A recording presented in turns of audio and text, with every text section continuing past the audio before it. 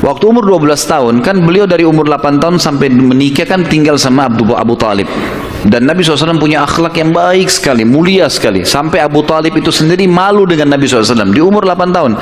Anaknya Abu Talib banyak. Kalau istrinya Abu Talib lagi siapin makan, anak-anaknya pada berebut. Nabi SAW duduk di pojok rumah. Enggak sama sekali. Enggak berebut. Nanti kalau selesai makan, ada sisanya beliau makan. Sallallahu alaihi wasallam. Punya akhlak yang mulia dari masih kecil.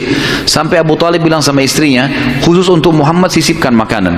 Karena dia tidak ikut berebut sama mereka. Gitu kan.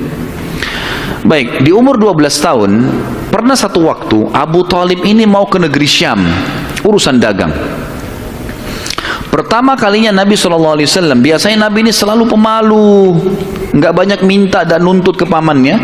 Khusus pada saat itu Nabi SAW bergantung di bajunya Abu Talib, nggak mau lepasin. Pokoknya dia mau ikut.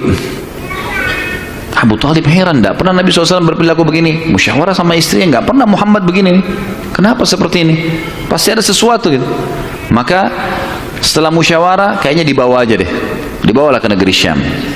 Pergilah Nabi SAW bersama dengan Abu Talib dan kafilahnya.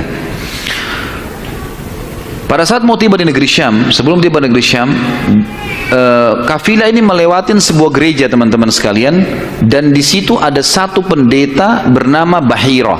Dan ini riwayat Bukhari Muslim menceritakan masalah itu ya. Dan sampai sekarang di negeri Syam masih ada puing-puingnya gerejanya Bahira ini. Pada saat itu di zaman Nabi SAW ada gereja ini, dan sampai sekarang masih ada sisa puingnya. Saya pernah lihat cuplikannya sendiri, ada sisa puingnya di negeri Syam. Tepatnya di Syria ya. Kemudian teman-teman sekalian, pada saat melewatin kafilah ini melewatin gereja, si Bahira ini kepala pendeta di gereja itu memang lagi nunggu informasi tentang Nabi terakhir nih. Dia ngeliat-liat di jendela gerejanya, setiap kafilah lewat dilihat sama dia, terutama yang dari Jazirah Arab. Waktu secara kebetulan dengan hikmah ilahi lewat kafilahnya Abu Talib, dan kafilah ini agak berbeda dengan yang lainnya. Kafilah itu berarti 3 unta ke atas ya, baru dinamakan kafilah. 3 ekor unta ke atas baru dinamakan kafilah. Setiap waktu lewat kafilah Abu Talib ini ada awan yang menaunginya. Beda dengan kafilah lain, padahal lagi terik matahari.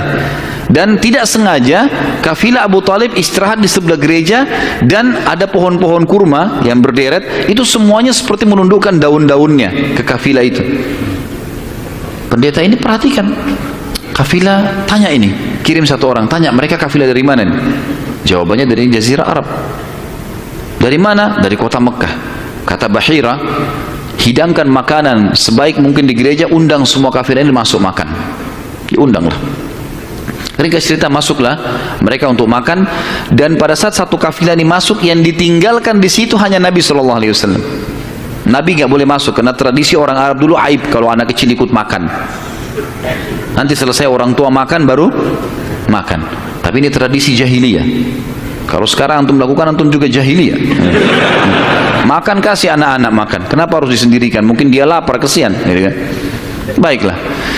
Waktu lagi makan, Bahira ini memperhatikan satu persatu orang-orang Quraisy ini, wajahnya, karena mereka tahu cirinya Nabi terakhir.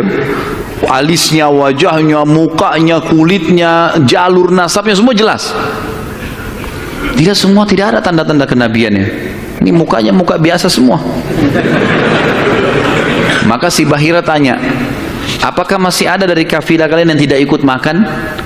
Kata mereka, ada satu anak kecil di depan, kami suruh jaga barang kami. Kata Bahira, boleh saya ketemu? Oh silahkan. Mereka lagi asyik makan.